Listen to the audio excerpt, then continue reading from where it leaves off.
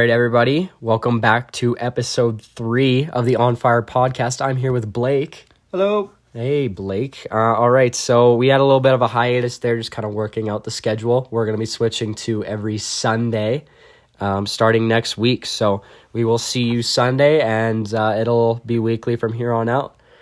All right, Blake, we're going to start off with our favorite segment, who is on fire this week in the NHL. So we've kind of got a collective list here this week. We're going to try something different. Up first, we have Calgary. Blake, what do you want to say about Calgary? Calgary has been a weird one so far. Like, they haven't won. They haven't been able to win an OT, but they've been so shut down 5-on-5 that they look so great. They've just been an absolute tank this year. And I think that they're so much more fun to watch as a Flames fan. And they have me excited for the rest of the season. We seem to talk about them a lot, but it's because, obviously we're Flames fans. It's going to be a biased podcast. I'm not going to lie to you, but they're also just really doing good. And I think it also just needs to be brought up. You know, we're not talking about everyone else who's doing good. It's just Calgary with their goalies, not even just Markstrom. We saw that Dan Vladar is just insane as well. The buddy, the guy just recorded a shutout the other night, right? Not to mention Oliver Shillington. Yeah, Oliver Shillington's popping off. Andrew Mangiapane, the most selfish player in the league, is popping off with his 12 goals and 2 assists, or 15 goals now, or whatever it is. And Johnny Gaudreau's having a career year so far. Yeah, first star of the week from the NHL. That guy, he's getting recognition. Matthew Tkachuk's doing better than last year. Sean Monahan's on the 4th line. We got, like I said, Andrew Mangiapane, Oliver Shillington. Anderson's having a good year. Both of our goalies are outstanding. The thing that we're worried about is kind of the contracts at the end of the year. All those people that we mentioned are doing good. Believe it or not, they're all ending their contracts this year. Mm-hmm. Shillington's ending his contract, becoming an RFA. Tkachuk and Mangiapane also fall under that umbrella. The only one that's a UFA is Johnny Gaudreau, and that's the only one we might lose because Matthew Tkachuk's going to easily get $8 or $9 million just because his brother got $8 million. Yeah, that really screwed us over. Yeah, that just kind of... Brady did not deserve that. That sets it in stone for sure that he's going to get that or more, right? Because he's better, so he's going to get either 8 or 8.5, $9 million. And then Mangiapane just won gold at the World Cup. He won MVP at the World Cup. He's tied in second in the league in scoring, has 0 assists. And then Johnny Gaudreau is getting back to what he's supposedly is supposed to be. So who can we blame for this? Daryl Sutter, the guy that when Treliving signed that we were so skeptical about, or I was just happy to have anybody who knows what they're doing because we haven't had that in a while. Yeah. So I was excited, but especially with the problems that he had with Gaudreau. Yeah. Because he's such a physical coach that it's how is someone who values physicality and defense going to work with Johnny Gaudreau? But throughout this whole year, we've learned that Daryl Sutter's open to adapting his coaching style to today's game. And that's really cool to see from this team how they're playing with under the Sutter system. For sure. I think that really really kind of turned our team around. Okay, well, we're going to move on here. Our second team this week is Toronto. Toronto has done really good, really turned their season around. Obviously, we know Austin Matthews had a slow start. But once again, I think another big part of this team, again, is the goaltending. Soup. Jack Campbell. He's sick. He's amazing in net. The saves he's making out here are really nice. His stats are really nice. Matthews is finally showing up. Mm-hmm. They're using all their star power. Tavares having a good season. Willie Nylander's having a good season. What more can you say? Yeah, but only time will tell because they do well in the regular season and then lose in the first round. So yeah, I just don't understand how you can have that much star power on a team and not already be at the top of the league. I think it's kind of embarrassing, actually. The fact that they're not just always number one is kind of a joke because you have there's no way Calgary could ever have a lineup like that, with Willie Nylander, Austin Matthews, John Tavares, Morgan Riley, Mitch Marner. Yeah, this team is capable of putting Kyle Dubas's therapist into retirement. Yeah, this is how. This is his therapy. Like this would make any mental illness go away. Maybe Carey Price should join this team because fuck, he needs it, man. Like Montreal's what is putting Carey Price's therapist in business, because they really need that. Yeah, fuck. We're going to move on here to someone that we've already talked about before, but how can we not talk about them? Florida. Like, they're still undefeated at home. They are 10-0-0, man. Like, they are sick. They're pretty average on the road, but, like, that home record... They're still number one in the league. Absolutely. Like, easy. They're so good right now. Like, they are firing on all cylinders, and Huberdeau's not even, like, playing as sick as he has in past years. Last year and the year before, Huberdeau was playing way better than this, getting way more points. And now people like Carter Verhaeghe, Anthony Duclair, Alexander Barkov, obviously, Mackenzie Weegar, Aaron Ekblad, all these people are stepping up, and they're such a big part of why this team is so good. Make a case for the goaltending again. Exactly. Bobrovsky and Knight. Yeah. Like, Bobrovsky got injured. Knight just slid right in there like he's an NHL vet. They didn't even notice Bobrovsky was gone. That's the thing. But they're paying Bobrovsky like out the ass. Like, they're gonna play him. Like, they're paying him so much money. They're not gonna sit him on the bench and like. But Knight is gonna get like every like second or third start, man. Like, he's also good. Yeah.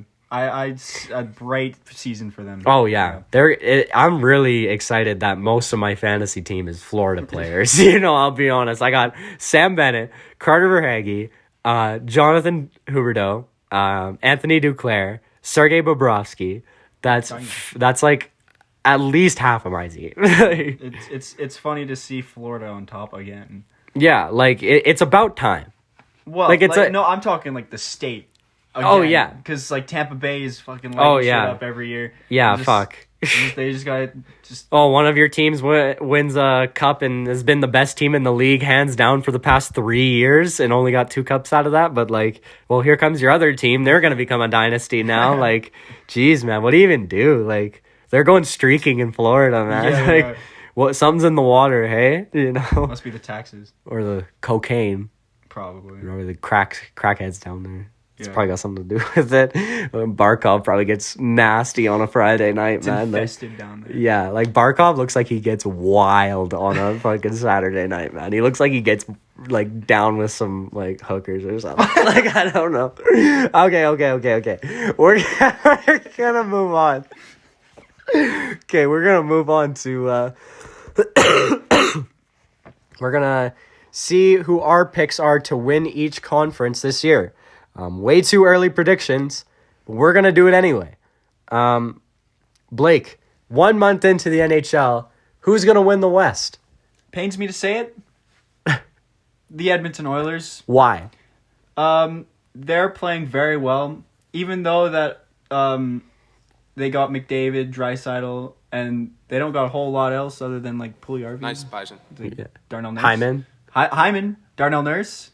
Their goaltending is Koskinen and Smith. Yeah, that's kind of garbage. That's kind of bad. That's pretty terrible, but I think McDavid is just on a completely different level, and I think he's going to carry this team to winning the West. We're talking about McDavid being on a completely different level. Look who's number 1 in the league in all stats, Leon Draisaitl. Everyone's saying he's number 2 to McDavid, which, like, I'm not saying that he's not, but this guy is also just popping off. I don't understand. Like, McDavid is far more skilled than Draisaitl, but Draisaitl is putting up the numbers. Considering how hard it is to get one franchise player on your roster, to have 2, these guys got 2. That's nasty. And they have decent depth in their forward group. It's all right. It's all right. It could be better. Yeah, at decent. best decent. Yeah, it's not good. It's we're gonna cap it. Zach Hyman's a good ad. Very expensive. Yeah, good ad, but it was worth it. Puljujärvi's playing way better now. Yeah. They have Nugent Hopkins. Yeah, that guy's sick. But yeah, I think they could pull off the. That's a good pick. I also have Edmonton in the West.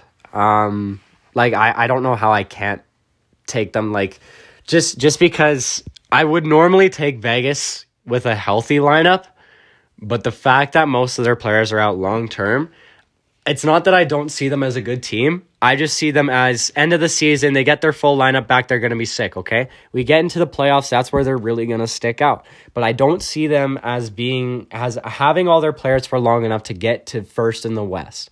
I think it's either going to be Calgary or Edmonton, and I'll be honest, I've seen Calgary fail with a team like this before, and I wouldn't be surprised if they did it again. That's why I'm going with Edmonton, because that power play percentage is still almost at 50%. It's in like 40-50% range, which I don't think is going to stay, but we have to acknowledge that, because freaking I would kill to have like a 50%, like 50% power play. That's insane. I don't know what the exact percentage is, but it's still very close. It's like, I don't think we'll ever see them get to 50%. That's almost unfair. Like, it's kind of disgusting. Like, that should not be allowed. Actually, you should actually like have a couple goals taken away, maybe. But I don't know. I think just Edmonton has to worry about their defensive game, their goaltending game. They don't need to worry about outscoring their opponents. They need a Daryl Sutter on their team, and I'm not gonna give them a Daryl Sutter because fuck them. But he's ours. But that's what they need. They need someone who knows how to play defense, because all the old guys will tell you defense wins championships, and a lot of people will do that. They need to be an all-around team. They can't just be a good team up front. Okay, so we're going to move to the Eastern Conference now. Blake, who's your pick for the Eastern Conference this year? My pick this year is Carolina. I would pick Florida, but I just think that Carolina is going to remain consistent this year. They've always been pretty consistent throughout the years, and I think that that's not really going to change. This is way too early, obviously. I could very well be wrong, and we're a month in. Yeah, I could very well be wrong, and they could just fall in the standings. But I just I like their roster. I like their depth. Their defense is great. Their goaltending is great. I just think all around that they're capable of winning the East. Yeah, and I just like their team. That's a good pick for sure. No surprise with what I'm going to go with here. I've kind of been their fanboy all year, low-key. I had them being sick going into this year. I also had Chicago being sick this year, but, I'm okay shooting 1 for 2. That's not too bad. I'm like the Oilers power play here, but Florida, more Florida. They're just all around built. They're just a good team. Like I said, undefeated at home. Not much more I need to say. Like, what if Huberdeau even hits his next level? And it's funny, too. We never even, expected this last year. They had such a great offseason. Oh, yeah. Especially picking up Sam Reinhart. Oh, we haven't even talked about that Sam Reinhart pickup. That's such a good pickup. Yeah. He's actually doing bits for them. Yeah. And Sam Bennett is really evolving into, a player that he's supposed to be, which I don't understand because he had the opportunity in Calgary. It's just... No one can say he didn't get the opportunity. He had the opportunity. He played on the first line for a while. Yeah. So, I don't want to hear it. Okay, I don't want to hear it. But, no, I just don't see how Florida... I think they're sustainable. I think every part of their team is sustainable. I think at the deadline, they might get a piece. I don't know what piece they really need to add, but there's no way at the deadline they don't buy something. They're going to buy something, and I don't know what it's going to be. Maybe a defenseman or something. Or get Radko Gudas out of there, but, something. That's going to make them better. It's going to make them better because, I'm the GM of Florida right now. I'm looking at this team, and I'm going... This is our year. Mm-hmm. We're number 1 in the league. We've been number 1 all year. We don't have a choice but to go in. I'm not sure what their contract situation is with all their players, but this year and in the very near future, there are times to go in. And with teams like Tampa Bay that you will most likely have to play in a very early round in the playoffs, you will have to get stacked up. And then by the time you get through the first 2-3 rounds, the last round is going to be a breeze because it's the West. So, Florida, I think, has it this year. Yeah. All right, so we're going to end it here with one last segment. We're going to finish it off with a off-the-top-of-your-head question. Blake, my question for you is, who is the most surprisingly bad team this year? I looked at the standings, and I think that the like, we didn't really expect this team to be where they are at all, especially after being in the Cup final last year, doing what they're doing right now. Uh-oh. Montreal Canadiens, what are they, 28th? They're like 5-13-1 or something. Yeah. I very well could be wrong, but I think that's about their record, and that's abysmal. How did you make the final last year? That's a fluke. That's a fluke for sure. Complete fluke. No one expected this. I have another one. What was it? Here, let me check real quick. Like, this team is nothing without Carey Price. Yeah, I have one more, and it was where are they? Colorado. What are they? 22nd in the league.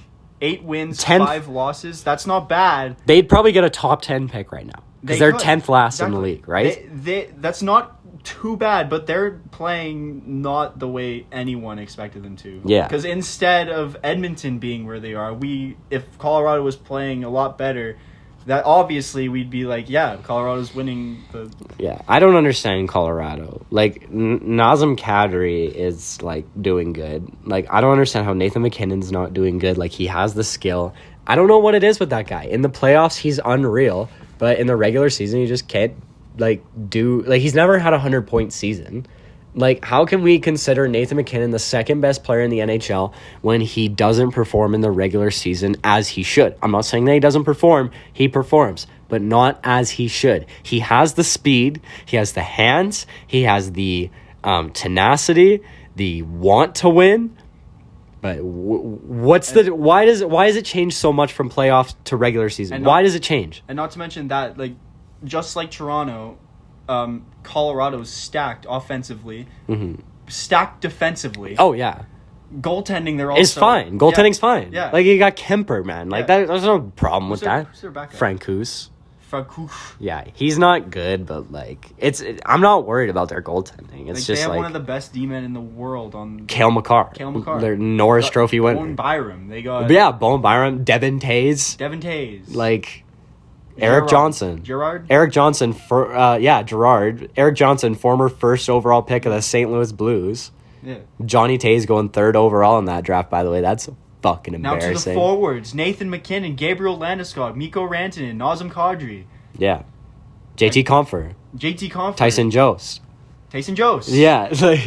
Burakovsky. Yeah, Burakovsky's sick. This team has no excuse to not be first in the West this year. Yeah. All 6 of their defensemen I would love to have.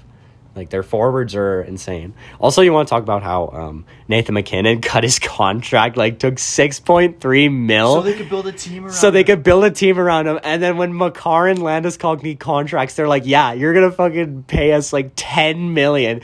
And McKinnon's sitting here, and he's like, are you kidding me? Am I a joke to you? Yeah, am I a joke to you? I could have gotten $13 million probably. He could be like just under what McDavid's getting paid. If he asked for it and demanded it, Colorado would have no choice. Since the whole world thinks he's the second best player. Exactly. So he'd have no choice. But he's like so he's so willing to put everything out there and sacrifice everything to get a cup, but nobody else is. Mm-mm. I don't blame them for wanting money.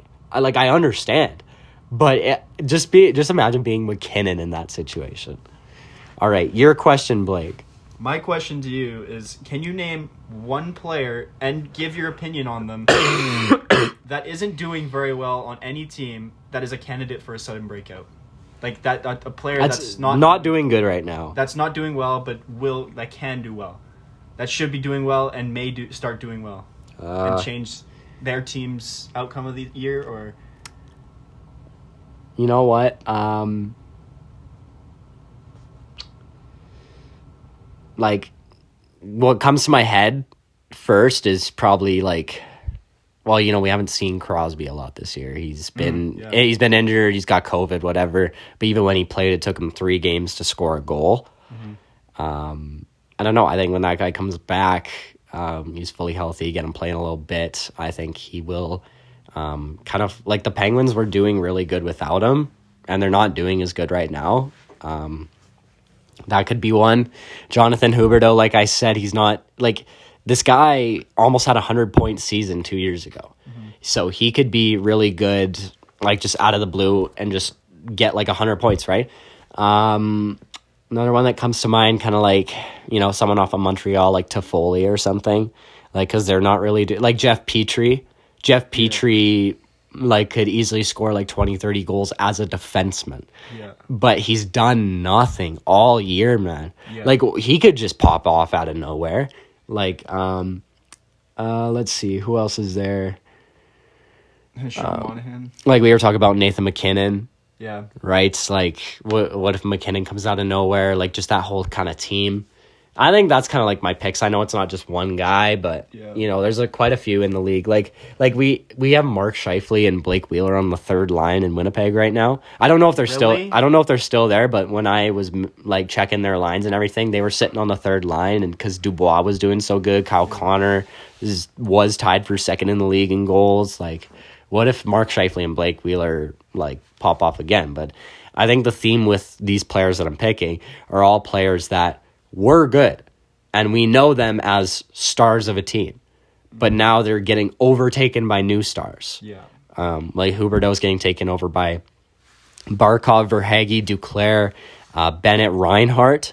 Scheifele and Wheeler getting taken over by Connor and Dubois. Crosby, like Heinen and Carter have kind of stepped into that role. Zucker, not Zucker. Is that right? Zucker on the Penguins? Who am I thinking of? Gensel? Oh, yeah, Gensel's been doing good, yeah. Like Toffoli, like, is just, like, we've known him as good, like, this whole time, but I just don't know what it is. Like, There's also a Taylor Hall on Boston. Yeah, he's been quiet, but that's pretty normal for Taylor Hall. I could see him being quiet. I could see him being loud. Like, what do you do, right? Extremely inconsistent. Yeah, for sure. All right, well, thanks for listening to On Fire this week. We will see you every Sunday starting next week. And, we'll see you then. You ready? Yeah.